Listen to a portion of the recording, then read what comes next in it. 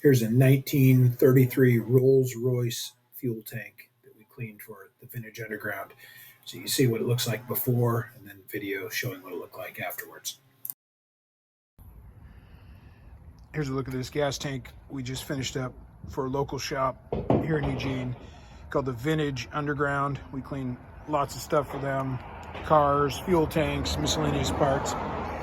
So this is a 1933 Rolls Royce fuel tank. You can see really nice and clean here on the outside, and got a flashlight here. We're gonna try to show you the inside. So you see, get it to focus there. See, it's exceptionally clean on the inside. You can see a baffle on each end. The baffle adds to the difficulty of cleaning. But you can see everywhere we can see there, just spotlessly clean on the inside also. For this and all tanks, we got to have, when we're hanging something, we have to have the large holes on the bottom side for drainage.